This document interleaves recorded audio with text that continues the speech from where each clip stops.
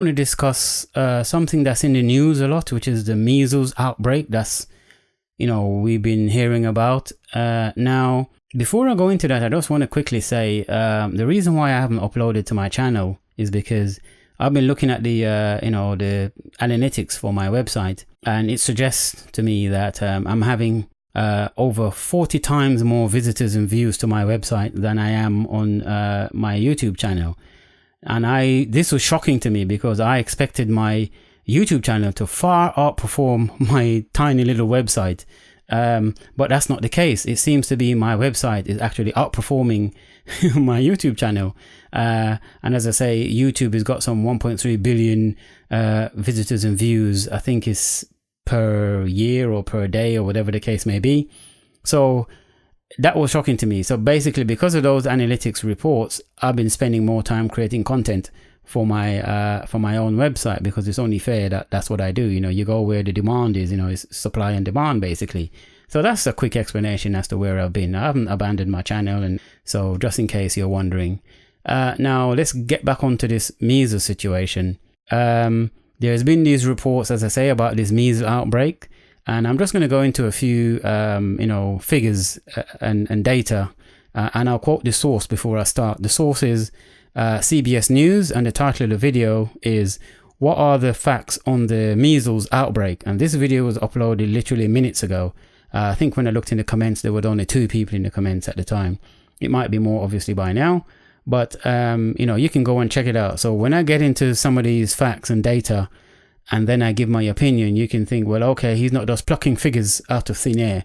That's the source I'm getting the information from. So if you have any questions or challenges or whatever, you can direct it to CBS News, because that's the source where I'm getting the information from. Okay, so let's just delve into some of these data. Now, according to the CDC, in the United States, back in 2010, they had measles cases of 63. Then in 2014 it was 667. Now in 2019 it's some 695. So let's just stick a pin there. They've also reported that in 1994 there's seen some 963 cases or somewhere thereabouts. So that year I've actually seen a lot more throughout that year than it is in 2019. But so in 2019, that 695 is basically based on what we've seen so far. But remember, we're just like in the first quarter, if you like. So, the rest of the year is still to come. So this figure might, at 695, it's almost 700. It might overtake, those statistics that we just been told back in 1994. So all I can say about that is watch this space. Now, they've interviewed this doctor on the video called Dr. James Hamblin. Now, he's actually said that, as far as and I'm paraphrasing here, that they've thought that, 2 decades ago, measles was completely eradicated. So basically he's surprised, or the science or medical community is surprised, that here we are in 2019, measles is back again. And to me, it looks like measles is back with a vengeance. Now, mind you, the video also said that up to 94% or some 94% of people in the United States are already immunized against, measles. And they're urging the remaining 6% basically to go out and get their kids immunized. So this to me sounds crazy, because what seems to be happening here is, there's an old saying, if you do the same thing over and over and over again, you can't expect a different result. And that seems to be what's been going on here. We've been doing this immunization thing according to the chart, since 2010. And ever since 2010, 1994, 2014, and now 2019, it seems as if we are consistently, the measles has been coming back, and it seems to be coming back with a vengeance. So my point is, maybe they need to change their approach. Maybe they need to look into this a bit more and look at other methodologies in which to administer some kind of immunization, or maybe the drugs need to change completely. Now, I'm not here to tell any parent or parents not to get their child inoculated or immunized against measles or any other diseases for that matter, or sicknesses or illnesses or infections or whatever. I'm not here to say that at all. What I will suggest, however, is that you know, as parents, you should, you know, get all the data, research, don't be lazy, get all the information, get all the facts, speak to your doctor, speak to your GP. Under law, they have to disclose to you all the information that relates to a particular drug or prescription or medicine that they're going to prescribe to you or encourage you or advise you to take. So in other words, if your doctor is going to tell you take this pill because of X, Y, and Z, they have to tell you what the side effects are. They have to, it's called disclosure. They have to disclose that information. It's illegal not to do so. You can sue them for it. You know, same way you have to disclose to your doctor what, you know, history you have in your family for illness, high blood pressure, etc., you know, what your allergies are, what you're aware of your allergies are, and so on, and how that will affect you. They have to know this information so they can prescribe you the right drugs. If you don't disclose that information and they prescribe you something that then has a very adverse reaction to your system, then you can't hold them responsible for that because you've omitted information from them. Okay, albeit not everybody know their whole full medical history and they're too lazy to know much about their own medical history. So it's about, you know, that's a different side story. But I'm just saying, literally, it's a two-way thing where you have to disclose information to your doctor for them to help you, and your doctor in return has to disclose information to you if you're going to take their advice and go along with whatever they're going to prescribe for you. Unfortunately, we live in an era where it appears, by my opinion, that it's more about treating patients as opposed to curing patients. In other words, if you look at it from a business model, repeat customers is always more favored than a customer that's going to come, spend once and disappear. So I'm not saying that's what's happening. I'm just saying in terms of business methodology, you know, if you have a situation where you're a repeat customer in terms of treating someone, they're going to come back over and over again for that treatment. Whereas if you cure them, they're gone and you've lost that customer after they're cured, because there's no reason for them to come back and continue to take or get the prescription or take the drugs or whatever it is. That's all I'm saying, and that's my opinion. But back to this measles thing, I don't know. It just seems to me that we as parent, or we as the public, or we as the community, especially within the African community, you need to ask yourself questions. You need to do your research and get all the data you can before you go ahead and start pumping drugs into your children.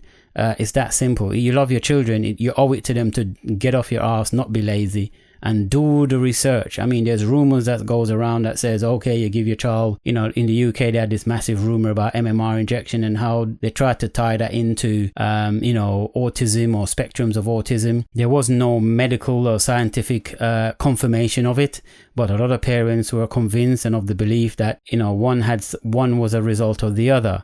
And whilst I won't say anything on that topic in terms of whether that is or isn't the case, what I will suggest, however, is that if you're going to pump MMR, which is mumps, measles and rubella, into a small child's body that's still underdeveloped, it's not developed properly yet, it's still growing, there is a chance that it could have that effect on a child. Don't necessarily mean it will, but it could. There's possibilities. You never know. The scientific research is not out on that one. The verdict is not out on that one, as far as I can see.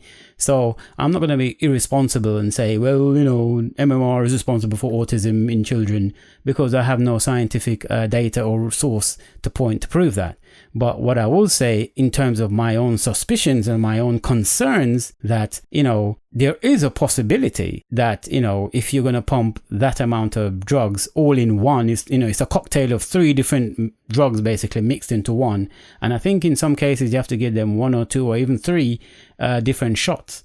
I can see from my opinion where that could potentially cause, sort of whatever the problems would be or side effects would be, which could potentially be autism named as one of them. Whether that's true or not, I don't know, so I can't say. But it's just something to think about. And so therefore, if you're gonna do this, you need to make sure your child is, you do the research. I mean, to me, it just seems, it's crazy, because third world countries, from what they've said in this video, which is a very good argument to put to this particular doctor, they're looking at developed countries like America and Britain, for instance, and saying, well, we're poor, we're third world countries, we don't have the finances and GDP like what you have, we don't have the revenue of a country like what you have at your disposal, and you've earmarked all this money for medicine and medical treatment and so on and so forth, yet still you're being plagued with this measles ever so often. Every few decades you're being plagued with it.